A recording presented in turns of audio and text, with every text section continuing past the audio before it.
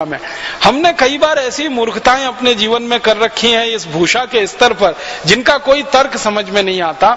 जैसे बहुत भारतवासियों को मैंने देखा है मोजे पहन के घूमते रहते हैं जूतों में। अब जूते वैसे ही बहुत गर्म हैं, उसमें मोजे और डाल लिया आपने। अब ये पांव जो होता है ना, नीचे का हिस्सा, अगर आप फिजियोलॉजी एनाटॉमी की बात करेंगे और उसको पढ़ेंगे और सामान्य भाषा में समझने की कोशिश करेंगे, ये अक्सर खुला हुआ रहना चाहिए ताजा हवा के लिए। लेकिन हमने एक तो जूते डाल लिए, जूते के ऊपर और मोजे चढ़ा लिए, तो मोजे के अंदर पसीना भरता रहता है और जूतों के कारण वो और ज्यादा बढ़ता रहता है। तो मोजों में इतनी तेज बदबू आती है। अक्सर लोगों को मैंने देखा है घर में जाके जैसे ही जूते उतारते हैं तो मोजे की बदबू घर के बाहर तक चली जाती है। पूरा घर जो है वो मोजे की बदबू से भरा हुआ रहता है। फिर उन मोजों को बंद करके अलमारी में और रख देते हैं तो बाकी सारे के सारे कपड़े भी बदबूदार हो जाते हैं। अब उन लोगों को कहो कि भाई ये मोजे की जरूरत भारत में नहीं है, ये यूरोप में है, इंग्लैंड में है, कनाडा में है, अमेरिका में है, क्योंकि बर्फ पड़ती है। आपको मालूम है साल में 6 महीने बर्फ पड़ती है ये यूरोप और अमेरिका वाले एरिया में। कुछ कुछ क्षेत्र में तो 8 महीने तक बर्फ पड़ती है। तो ज्यादा बर्फ पड़े तो पांव एकदम गलने लगते हैं। तो ऐसी स्थिति में मोजे और जूतों की जरूरत पड़ती है। भारत में तो कम से कम 3/4 इलाका ऐसा है जहां कभी बर्फ नहीं पड़ती और 1/4 इलाके में साल में 15-20 दिन, बहुत अधिक तो महीने भर बर्फ पड़ती है। तो उतने दिन के लिए अगर वो लोग मोजे पहने जो 1/4 इलाका भारत का बर्फ वाला है, उनको ही बात तो समझ में आती है। पूरे भारतवासी मोजे पहन के घूमते रहते हैं, भरी गर्मी में मोजे पहने रहते हैं। जून की गर्मी में, जुलाई की सड़ी हुई गर्मी में, जब बारिश भी होती है और गर्मी भी पड़ती है और खराब गर्मी होती है। ये मोजों का बड़ा विचित्र विज्ञान है। हमारे भारत में तो सन्यासियों के लिए जो पहनावा है वो खड़ाऊ है और गृहस्थ लोग भी पहनते रहे। परम पूजनीय स्वामी जी की जो खड़ाऊ है वो बहुत वैज्ञानिक है। एक तो लकड़ी की है, लकड़ी आप जानते हैं ऊष्मा की कुचालक होती है, और पृथ्वी आप जानते हैं बहुत बड़ी ऊष्मा की सुचालक है। तो पृथ्वी से आपके शरीर का जो कनेक्शन है, जो संबंध है, वो टूटा रहे, माने आपकी ऊष्मा और ऊर्जा पृथ्वी में ना चली जाए और बिना किसी कारण आपका बड़ा नुकसान ना होने पाए, इसके लिए लकड़ी की खड़ाऊ दी गई है। और लकड़ी जो है ऊष्मा की कुचालक होने के कारण पृथ्वी और आपके शरीर के बीच में एक माध्यम बन जाती है ताकि ऊष्मा का, ऊर्जा का, बेकार का प्रवाह पृथ्वी में ना होने पाए। इतने वैज्ञानिक तरीके से ये खड़ाऊ बनती है जिसका उपयोग हजारों साल से इस देश में होता रहा। हमने वो खड़ाऊ छोड़ दी और उस खड़ाऊ को छोड़कर यूरोप और अमेरिका की नकल करने वाले जूते खरीद लिए और उन जूतों में फंस गए मोजे और मोजे में फंस गई बदबू और बदबू में फंस गया पूरा घर और परिवार जो परेशान होता रहता है। राम भी तो खड़ा हुआ। हमारे देश में भगवान श्री राम का कहानी देखें, भगवान श्री कृष्ण का देखें, ये सब खड़ाऊ पहनने वाले लोग थे।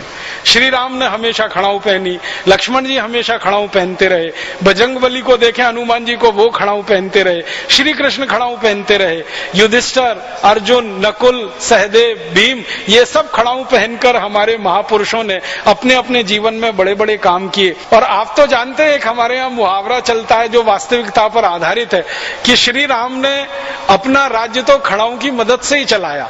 भगवान श्री राम तो गए नहीं गद्दी पर, कुर्सी पर बैठने के लिए, उनकी खड़ाऊ रखी रहती थी कुर्सी और गद्दी पर, उसके द्वारा राज्य चलाया जाता था। तो खड़ाऊ बहुत महत्व की चीज है हमारे देश में। जो खड़ाऊ 14 वर्षों तक किसी राज्य का संचालन कर सकती है और राम राज्य का संचालन कर सकती है, साधारण राज्य नहीं, राम राज्य। राम राज्य में जहां कोई दुखी नहीं है, कोई गरीब नहीं है, कोई भुखमरी का शिकार नहीं है, कोई बेरोजगार नहीं है, जहां अतिवृष्टि नहीं है, जहां अनावृष्टि नहीं है, माने जीवन का कोई दुखी नहीं है, ऐसा राज्य राम राज्य। और वो खड़ाऊ के द्वारा संचालित हुआ हो 14 वर्ष, तो अंदाजा लगा लीजिए खड़ाऊ का कितना बड़ा महत्व रहा होगा इस देश में। और भरत जो श्री राम के अनुज छोटे भाई, जब उनको बुलाने के लिए गए वन में, तो श्री राम ने कहा कि मेरी खड़ाऊ ले जाओ। तो बहुत हर्ष के साथ, खुशी के साथ भरत उन खड़ाऊ को अपने सिर पर रखकर राम राज्य तक लेके आए, माने अयोध्या तक लेके आए। खड़ाऊओं का स्थान सिर में रहा है, हमने अब वो जूते को देना शुरू कर दिया है। क्या हमारी संस्कृति का पतन हुआ है, कहां खड़ाऊं और कहां जूता। तो आप इस जूता संस्कृति से थोड़ा बाहर निकलें। ये सांस्कृतिक पतन है हमारा, जूते का पहनावा। और जूते का पहनावा ऐसा, एक जोड़ी जूता नहीं, दो नहीं, तीन नहीं, चार नहीं, 5, 10, 15, 20, 25, 50 और लोगों को ड्रेस के हिसाब से जूता। हम शायद इस उम्मीद में, इस कल्पना में इसको धारण किए रहते हैं कि इससे हमारा कोई स्टेटस सिंबल बढ़ता है। वो मूर्खता बढ़ती है। इसलिए हम इस सांस्कृतिक अधःपतन के इस स्तर पर आके खड़े हो गए हैं कि अपनी खड़ाऊं छोड़ी है, अपनी जूतियां छोड़ी हैं। भारत में ऐसा भी रहा है कि कुछ समय जब बहुत ठंड पड़ती रही है तो खड़ाऊं का उपयोग नहीं कर सकते, तो जूतियां इस देश में बनाई जाती हैं। जूतियां बहुत वैज्ञानिक हैं, जूतों की तुलना में तो बहुत ज्यादा वैज्ञानिक हैं। मैंने देखा राजस्थान में, मध्य प्रदेश में, गुजरात में, महाराष्ट्र के कई इलाकों में जूतियां बनती हैं। जूतियां इतनी अद्भुत होती हैं कि सीधे या उल्टे दोनों पैरों में दोनों को पहन सकते हैं, कभी भी बदल सकते हैं, बराबर घिसती हैं। जूते की तरह से नहीं होती। जूते को एक ही पैर में पहना जा सकता है, दूसरे पैर का जूता दूसरे पैर में नहीं आता।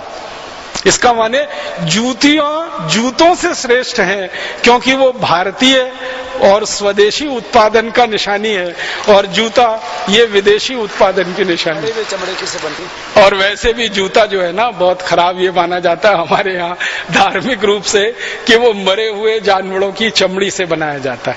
तो और हमारे यहाँ जूतियां जो बनती रही हैं वो स्वाभाविक मृत्यु से जो जानवर मरते हैं उनके चमड़े की ही जूतियां बनती हैं। लेकिन जूते बनाने के लिए जानवरों को कत्ल करना पड़ता है, मारना पड़ता है बेमौत समय से पहले, तब जाके वो कुर्म बनता है, उससे जूता बन पाता है। तो ये जूते में हम फंस गए। ये विदेशी माने एक तरह से अंधानुकरण, पश्चिमी अंधानुकरण या अंग्रेजी अंधानुकरण की दूसरी बड़ी